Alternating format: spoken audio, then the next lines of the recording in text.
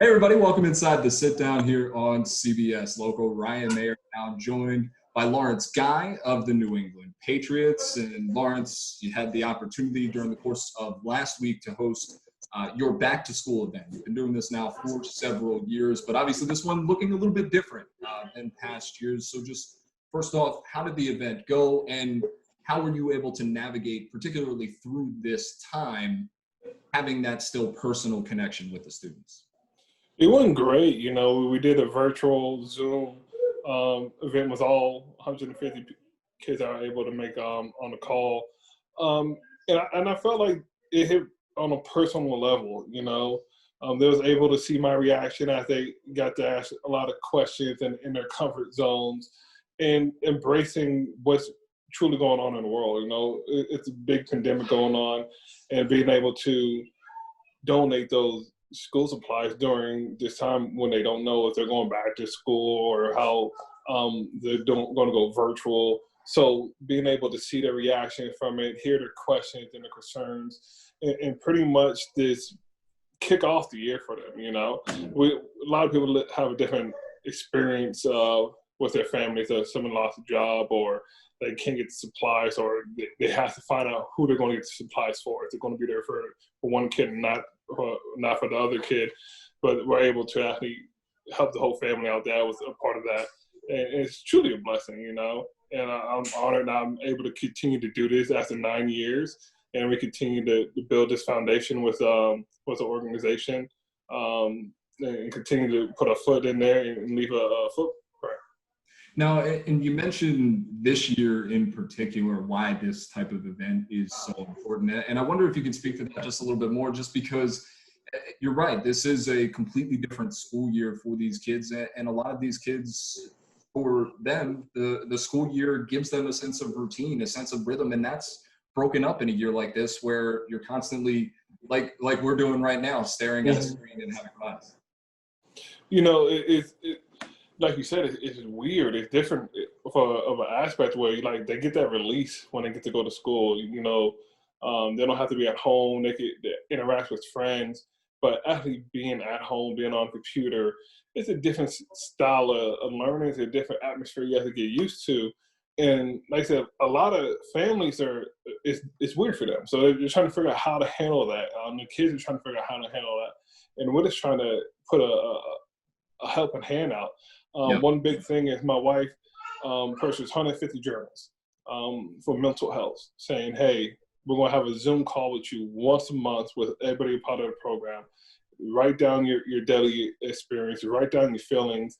At the end of the month, if you feel like sharing, we can talk about it. We can see how the progress is going through this new way of learning and new experience, where they can have some type of outlet and actually could express their emotions, and we could sit there and mentor them throughout this school year. I think that's a big thing that is different during this year than it was from last year. Last year, we kept in contact and make sure all that, but actually having that journal set up for them to write in and to write down the feelings, saying it's okay to be sad, it's okay to be upset, it's okay to be frustrated, and actually be able to talk about it with somebody once a month, or even more if they need it. That's truly the biggest thing from this year that's probably going to continue on for the next couple of years. And for you personally, and for your wife as well, why this particular cause, right? Because as an athlete, and you have the opportunity to have this platform to use as you see fit for causes that are personal to you. So why was this one the one that all of these years later now you still feel so strongly you need to contribute to? I have a learning challenge. So my learning challenge was always harped on school, always making sure I did everything I can to be in school. And education is the biggest factor of everybody growing up. And hearing that people don't have supplies, or hearing that people are struggling, and that's something that you can't control. You can't control supplies. You can't control getting the proper material. Well, that's something I can help you out with. I want you to get to have the proper material. I want you to have the notebook. I want you to be able to go into class with a pen, a piece of paper, even a highlighter that some people we just take for granted. Highlighters is the biggest thing people take for granted. It's like, oh, everybody has a highlighter, but it's not true. Everybody doesn't have a highlighter. and being able to supply that for they could go out there and really reach their full potential in the classroom is truly the most genuine thing you could do. Is like, hey, take a pen, take a piece of paper, write down your notes, get a head start, because like I said, we all take certain things for granted, and understanding that not everybody has that material keeps us driving. Like, hey, we want to make sure you have an extra foot in the door. We don't want to feel like people are something's taken away from them because they don't have that material. We want to be like, okay, this is something that, here you guys go. And like I said, we've been doing this with Crossroads. Yep. Since I've been in this organization. They did a lot for my family, so I want to do a lot for the community.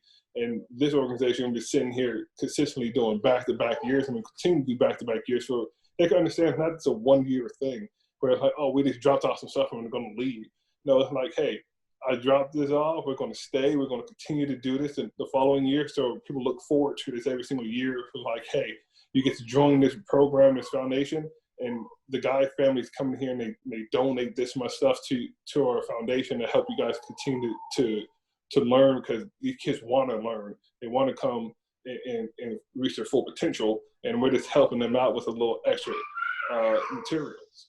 Now, and for you, this also served as a bit of a kickoff event of sorts for the Lawrence Guy Family Foundation. And what were the conversations like between you and your wife as to starting the foundation and building outside of just this event and expanding out to the opportunities that you're now going to be a part of here over the coming years and over this next calendar year? You know, before we were just doing everything out of pocket, we make sure we did as much as we can and don't make much money for most material. And we had a conversation like we might as well start a foundation so we could get a platform and continue to grow off of that, and we could continue to reach out to other organizations and have a name for it. Before it's like, hey, why were you doing it? Like, hey, we're just doing it. This is just the kind of our heart. And they're like, well, you should really start a foundation to make sure it's a platform you can reach out to other companies and other companies can see what you're doing, and they could broaden that horizon for you. And my wife was like, you know what, let's do it, you know. And we just don't stop. You know, it's not just education. We do we do Christmas back shopping. We do for the last, since I've been doing for about 14 years of turkeys for Thanksgiving, giving out a full meal for Thanksgiving. And we're just trying to grow on that and have a platform to keep growing on that so it could get bigger, it could get more families we can actually reach and help out through that, through the foundation. And that's where we found out that's the best way to do it. Now, I also want to take things onto the field a little bit for you personally this year, because you were given a big honor by the team, named one of the captains defensively for the Patriots this year. And that's a first time for you with this organization that, as you just said, you've built your life here over the last 4 years. Just what did that mean to you to be named one of the captains of this team this year? It's a true honor. It really shows how the people in the locker room look up to you and how they react to your character as a man and as a player on and off the field. And like I said, I was truly blessed to hear that news and hear being announced. That all that shows me everything I do on that field, I am doing it to be a leader to my teammates. Everything I do off the field, I'm doing the same thing to be a leader to my teammates, and they're looking up to me in a way that whatever I experience throughout the NFL, experience out the life, they're going to ask me, how can I help? And that is the biggest honor. It's somebody saying, hey, how we want you to help us, and this is what we're going to do. We'll make you a captain, a bigger leader on the team to show, like, hey, we're going to ask you for help, and we want to hear your advice and have your honesty. And in an organization particularly like that sense of leadership that you feel, like you said, both on and off the field, having guys come to you for both the on-field stuff and also the off-the-field side of things as well. What does it mean to be that person in the Patriots organization, which is viewed as the gold standard within the NFL? It's a true honor. And that's what I'm saying. It's one of those things that you're like, hey, how does it feel? It feels great to be named that, and it's an honor. That's all I can keep saying. It is truly an honor to have people look up to you in that light. Because everybody wants to be looked up to in a certain light, but the only way you can do is continue to be who you are as a person, and you just keep on going. And once you do the right things and you tell people the right things and you're a genuine person, this is what happens, and that's what I'm saying. I'm just truly honored that they chose me, and hopefully it continues to go on through the next coming years. And one of the guys that joined your team this year in Cam Newton has a very similar type of style in terms of what he does off the field for his community, as well as the leadership that he shows on the field. So I wonder, from you being in that locker room with Cam, what do you think the biggest misconception or misunderstanding that we have of him as a person is? Getting to know him as a person. Everybody looks at him as loud or he doesn't take stuff seriously, but he's one of the hardest people you ever know. Hardest workers you ever know. He comes in the building before everybody, leaves the building after everybody. It's just that genuine personality that you don't see because everybody gets all caught up in what's going on, what he's saying, but deep down inside, you can see it.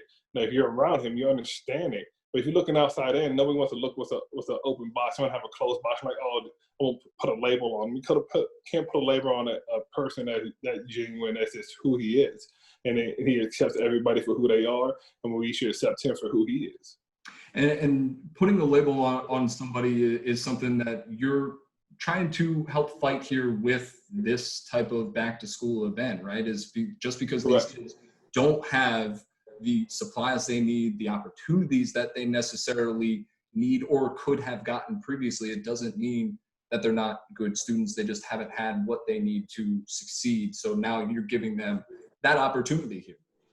Correct. Like you said it perfectly.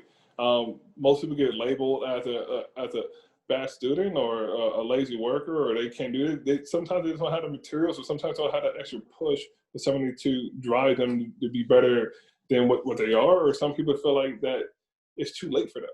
But us, it's like I share my story. It's like, hey, it's never too late. As long as you have a goal in mind and you have an idea that you only could be the best you, and you have your own world in your hands, you can achieve anything that you put your mind to. And that's what our biggest message to all the kids are, like, hey, doesn't matter what you have done before this point. It's all about what you're going to do from this point on. And we're going to help you from this point on to achieve your ultimate goal.